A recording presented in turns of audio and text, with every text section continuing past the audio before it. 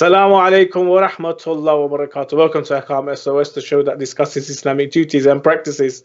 MashaAllah, another nice sunny day here in London, and I hope all of your fasting and all of your amal are accepted. Inshallah, you are, benefiting from this holy month of Ramadan, and inshallah, now you have come into some sort of routine, and inshallah, the fast is a lot more easier for yourself right now.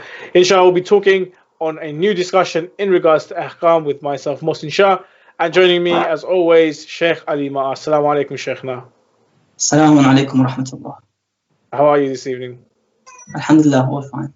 MashaAllah, there's this noor in coming from your camera. I can see loads of light. The background is lit up. MashaAllah, you're looking very, very bright. Sheikhna, inshallah, today we'll be discussing more on traveling, as traveling is one of the most frequent, and also you could say one of the most, it changes a lot. The rules change a lot when traveling in terms of Ramadan. So let's begin with one who intends to travel a distance of 44-kilometer return journey. When leaving his town or city, what should you do with regards to his salah and his fasting? أعوذ بالله السميع العليم من الشيطان الرجيم بسم الله الرحمن الرحيم الحمد لله رب العالمين وصلى الله على محمد وآله الطيبين الطاهرين ولعنة الله على أعدائهم أجمعين. If one travels a Shari'i distance, which is 44 kilometers, as you mentioned, that's there and back, isn't it? Yeah, exactly, yeah. And the one reaches the what is known as the Hadd al-Tarakhus, or the limit, or the boundary of the city, where the one cannot anymore hear the adhan or to see the walls of the houses of that city. Roughly, you could say 6-7 kilometers away from the boundary of the city, less or more, it depends really. When the one reaches in that location away from the city, it is there where he's allowed and given the permission to break his fast and to pray qasr as well. So from that distance, he's allowed to, in terms of the fasting, shortening the salah, basically to break his fast. And then continue his journey. If he wants to stop or he wants to continue all the way and break his fast in the destination, that's fine. So as long as he's no longer allowed to fast in this journey, he's musafir now, he's a traveling person, then he should basically not fast and shorten his salah. Interesting. Sheikh, what about those that used to travel a lot? So this person is a frequent traveler, but now because of the COVID-19 and the pandemic, this person isn't traveling at all. He's working from home. According to His Eminence, the Grand Ayatollah Sayyid Sistani, Hafidhullah, what is his fatwa and ruling on this person? Is he still to be considered a frequent traveler? He would give a 3 months maximum, that it's fine. Up to 3 months, he is in isolation, let's say, or he is working from home. He's not traveling as a frequently traveler or kathir al-safar for 3 months. That's fine. Up to 3 months is fine. This individual is considered still as kathir al-safar or frequently traveler, but he would make an ishkal and to be problematic that if he travel, if it exceeds, let's say 4 or 5 months, he says mahal ishkal, it's a problem for the one to consider as kathir al-safar or frequently traveler. So after 3 months, fine. You can, let's say, if the individual wants back to work after 2 months, he is still considered as to be a kathir al-safar. He continues his salah and ibadah and so forth as usual. But exceeding 3 months, then that's a problem. I see. Fascinating. Sheikh, what about someone who is a delivery driver or a salesman, a traveling salesman who visits various cities and places? Are they considered frequent travelers? If the nature of their job and work was to travel, let's say he's a bus driver, as you mentioned, a driver who takes passengers every day from one city to another city, from London to Birmingham. Yeah. Exactly. This individual needs to pray full and also to fast in his journeys, in his movements from one city to another. He does to be as a kathir safar, the frequent traveler, then he should basically do his obligations. Sheikh, with someone who has a job and is frequently traveling and is considered a frequent traveler, what happens when this person goes for ziyarah or goes for hajj, or maybe has his own personal holiday? Is he still considered a frequent traveler, and those frequent traveling rules still apply to this person? Because these trips are no longer business trips or working trips, they're now holiday trips or ziyarah trips or hajj trips, as you mentioned, he needs to shorten his salah and fast and break his fast as well. So he's now a musafir, a normal traveler. So shorten the salah and break the fast. MashaAllah, MashaAllah. Sheikh, how can I keep my fast when I'm traveling? The best way for the individual who wants to keep his fast while he's on holiday or travel is when he goes, let's say in the holy month of Ramadan, he wants to go to ziyarah.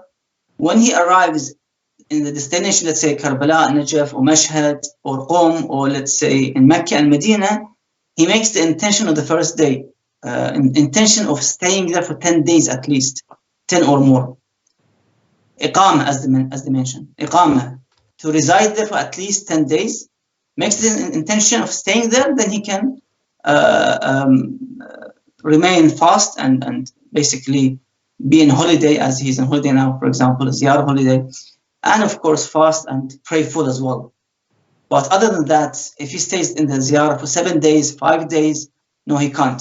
Some brothers would go, they used to go to, let's say, Syria or Najaf, and the Shahada of Imam Ali alayhi salam, 19th and 21st of the month of Ramadan, they stay 5 days, Lali Qadr, and they come back. Well, they have to break their fast and pray short as well, because it's only 5 days visit. If they stay 10 days in there, from 15th of Ramadan to 25th of the month of Ramadan, 10 days complete, then they can actually fast and pray in full as well, in the ziyarah or holiday. Ahsant. Yes, that's a good way to think about it, actually. Sheikh, we always say, that, Hadith Rakhus, 22 kilometers from your household or your hometown or your home city, place of residence and so forth. How do we Islamically define hometown or place of residence? The one who considers the place of abode, the place of residency, no matter if he was born in a particular place and moved away from his headquarters, or he used to stay with his parental house and so forth, and he moved to another country, the place that you choose to stay there, let's say for 4 or 5 years, that's my place of residency. I'm going to stay there indefinitely, for example. When you decide to stay there, then it becomes your hometown. And of course, your salah will be full, your fast will be also complete. You have to fast there. Whenever you come back to this place, for example, you go for holiday, you come back, you do the salah and so on, everything complete. Okay. And Sheikhna, if we have multiple hometowns, how do we perform our salah and fast? For example, if somebody who wants to have 2 hometowns, somebody who stays in one country for 6 months, and then he goes to another country and stays for 6 months. Let's say you have work in this country, and then you want to actually go to to stay another country. So you want to stay in the UK and you want to stay in Pakistan or India for 6 months. You have let's say a house there, you have a house here as well, for example. You have business in both places, for example. You want to stay in both places. In summertime, you stay back home. In wintertime, you stay here in the UK, for example. So now you have 2 places to stay, 2 watan. In this case, this is how considered to be as watan, as hometown, where you have one place and another place. Let's say somebody who wants to stay for study for 2, 3, 4 years in Najaf. Again, he considers as hometown, staying 4 years in Najaf to study. But he comes to London often for the holidays, summer holidays, to see his, let's say, parents and so forth. So his original home is, let's say, in London, but he goes to Najaf to study. So you have now 2 hometowns. I see. MashaAllah. Sheikh, how many hometowns do you have?